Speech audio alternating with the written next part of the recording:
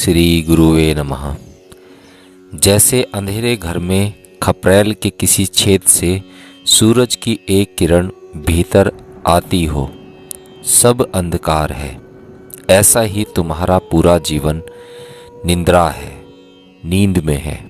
बस एक छोटी सी किरण ध्यान की अगर तुम पकड़ लो तो तुम उस अंधकार के बाहर हो सकोगे। ध्यान यानी अमूर्छा। ध्यान भी तुम मूर्छित कर सकते हो। बहुत लोग कर रहे हैं। बैठे माला फेरते रहते हैं, उंगलियां चलती रहती हैं, मन कहीं और भटकता रहता है। अचानक घड़ी भर बाद ख्याल आता है कि यह क्या कर रहे थे, उसका कुछ पता नहीं। कितनी माला, कितनी गुरिये, इसका कुछ पता नहीं। लोग गीता पढ़ रहे हैं, कुरान पढ़ रहे हैं, मंदिर मस्जिदों में प्रार्थना नमाज कर रहे हैं, सब नींद में चल रहा है। मुल्ला नसरुद्दीन नमाज पढ़ने गया। लोग नमाज के लिए झुके तो उसने सामने वाले आदमी का कुर्ता झटका। उस आदमी ने कहा, क्या करते हो?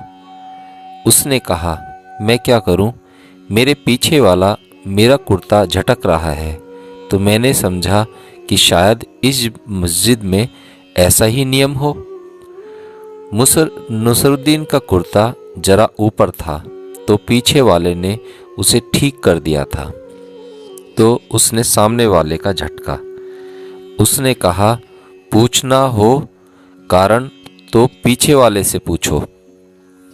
बस लोग अंधे की तरह अनुसरण कर रहे हैं। तुम मंदिर भी जाते हो तो किसी के पीछे, तुम किसी के पीछे मंदिर के दुश्मन भी हो सकते हो। कोई तुम्हें आस्तिक बना देता है, कोई तुम्हें नास्तिक बना देता है। तुम नींद में कितनी यात्रा करते हो, कोई कुछ कह देता है, वह तुम्हें पकड़ लेता है।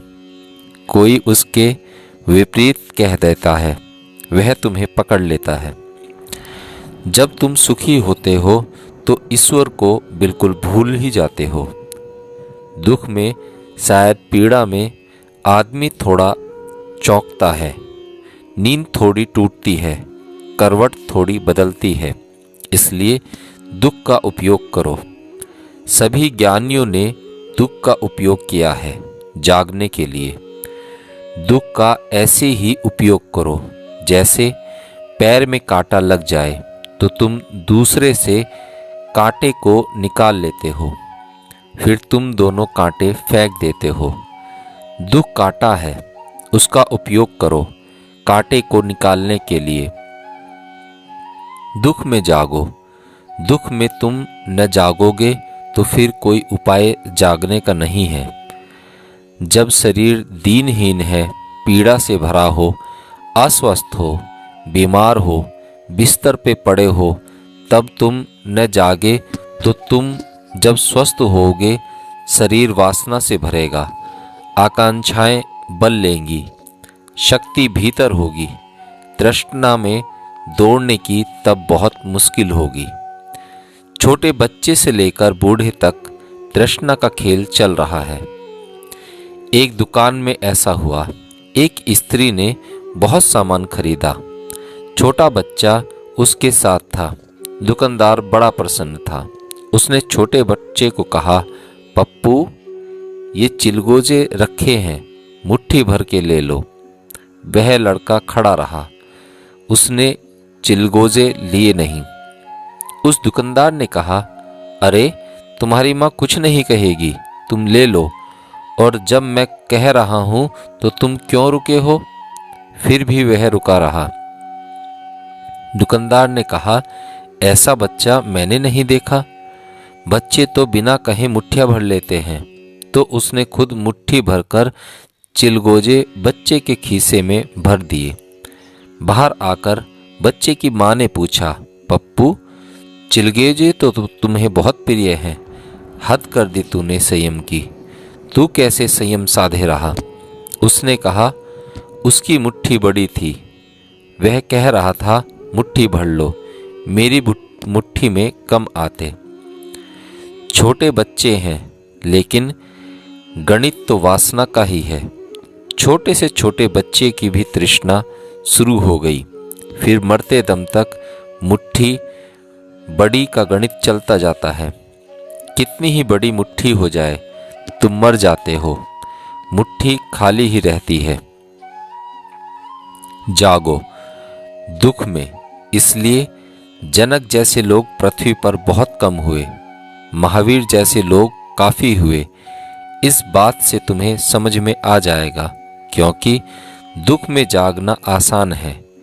महावीर की प्रक्रिया आसान है, जनक की प्रक्रिया बहुत कठिन।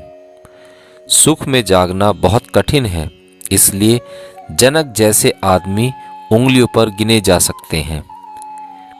एक कोई जनक, कोई कृष्ण, ऐसे एक दो नाम है पृथ्वी पर जिन्होंने महल नहीं छोड़ा, जिन्होंने साम्राज्य नहीं छोड़ा, जो स्वर्ग की दुनिया में खड़े खड़े जागे। बुद्ध और महावीर ने घर द्वार छोड़ा। जैनों के सभी तीर्थंकर घर छोड़कर चले गए। प्रक्रिया क्या है? छोड़कर जाने का अर्थ है सुख से हटे, दुख में प्रविष्ट हुए, ताकि दुख सब तरफ से जागने में सहयोगी हो जाए, तब जाग पाओगे।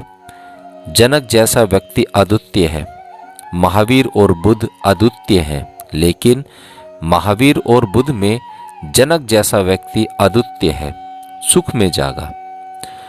तुम थोड़ा सोचना, जब तुम सुख में हो तब तो जागना।